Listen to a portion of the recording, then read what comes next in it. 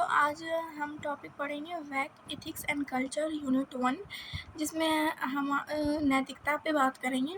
तो आइए हम जानते हैं नैतिकता की मूल बातें। उसमें हमें एक दूसरे को जानना, पाठ्यक्रम से क्या क्या हम सीख सकते हैं उसके बारे में बात करेंगे, हमारी क्या समझ बनती है मानवता पे, और सहानुभूति, करुणा और न्याय ये सब क्या होता है, इन चीज़ों के बारे में हम जानेंगे।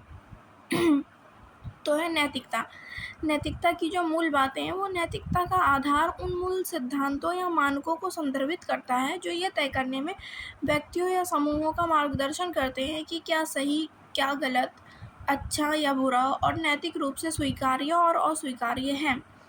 अर्थात हम नैतिकता को इस रूप में देख सकते हैं कि हम किसी भी चीज़ के बारे में ये जान सकें कि कौन सी चीज़ें अच्छी है, कौन सी चीज़ें बुरी हैं, क्या गलत है, क्या सही है, किसको हमें एक्सेप्ट करना चाहिए, किसको एक्सेप्ट नहीं करना चाहिए। इन चीज़ों के बारे में जब हम फ़र्क करना समझ जाएंगे तो हमारे अंदर नैतिकता आ जाएगी। ये एक छोटा मानक सिद्धांत इसको बोल सकते हैं। नैतिकता निर्णय लेने और ऐसे व्यवहार करने के लिए एक रूपरेखा प्रदान करती है जिससे नैतिक रूप से उचित माना जाता है। नैतिकता के आधार विभिन्न स्रोतों और दार्शनिक दृष्टिकोणों से प्राप्त हो सकते हैं। इसमें इसका जो आध्यात्मिक और धार्मिक दृष्टिकोण है वो हम देखते हैं। कई लोग अपने नैतिक सिद्धांत अपने धार्मिक और आध्यात्मिक विश्वासों से प्राप्त करते हैं। धार्मिक ग्रंथ और शिक्षाएं नैतिक दिशा निर्देश प्रदान करती है जिनका अनुयायी अनुसरण करते हैं। मतलब हम नैतिकता को जो है धर्म के आधार पर भी देख सकते हैं कि धर्म हमें कौन कौन सी नैतिकताएं सिखाता है।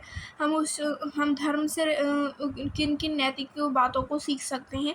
तो ये उसके बारे में हम बताता है। फिर आता है सांस्कृतिक मूल्य।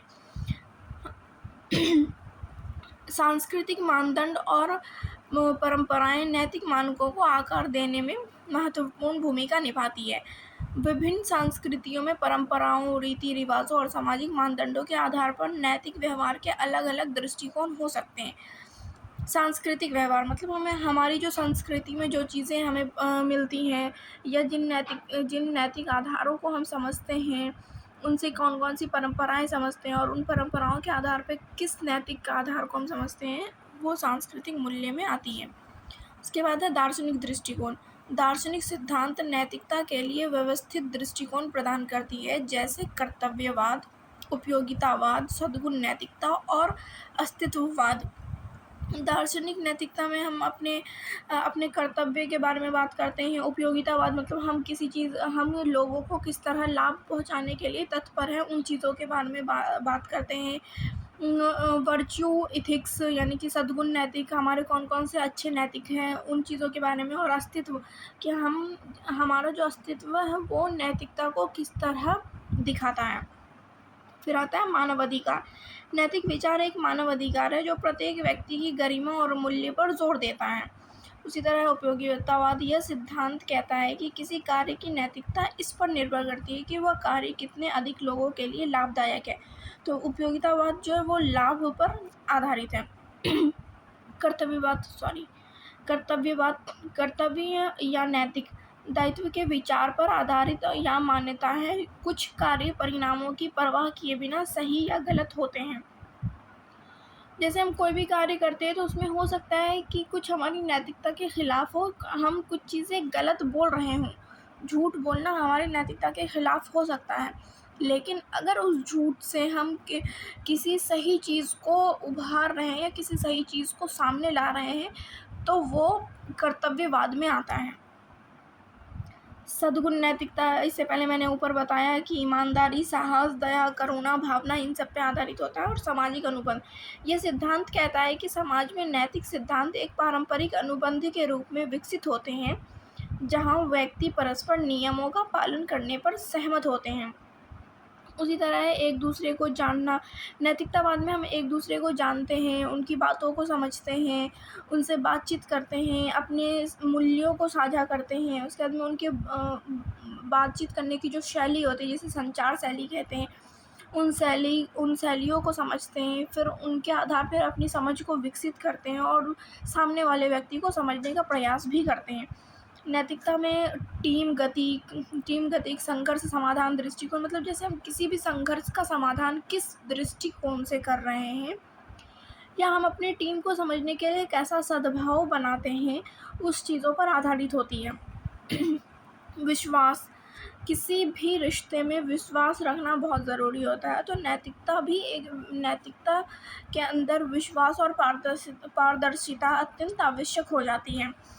इसमें हम नैतिक सिद्धांत की समझ, सांस्कृतिक विविधता का अन्वेषण, आलोचनात्मक सोच, नैतिक सिद्धांत का अनुप्रयोग, सांस्कृतिक नैतिक का अध्ययन, स्वयं के मूल्यों पर चिंतन करना, इन चीज़ों के बारे में सीखते हैं। और इन नैतिकता जो हमारा पाठ्यक्रम है, जो हमारा यूनिट है, उससे हम इन चीज़ों के बारे में सीखने की अपेक्षा कर सकते हैं। जैसे कर्तव्यवाद, उपयोगितावाद, विभिन्न सांस्कृतिक दृष्टिकोणों को समझना, बहुत सारे लोगों के विचारों को समझना, उनसे बातचीत करना, अपने विचार उन तक पहुंचाना, उनके विचार अपने तक लाना। हमारी जो समझ है मानवता पर, वो नैतिक संस्कृति में हमारी साझा मानवता की पहचान है, जिसमें हम करुणा, न्याय, गरिमा संस्कृतियों में मौजूद होती है। मानव गरिमा प्रत्येक व्यक्ति की अंतर्निहित गरिमा को पहचानता है। इसी के साथ संवेदनशीलता, सहानुभूति, करुणा, न्याय, ये सब आता है। सहानुभूति मतलब एम्पैथी, दूसरों की भावना, विचारों, दृष्टिकोणों को समझकर, अनुभव कर उसके प्रति अपनी प्रेम भावना दिखाना।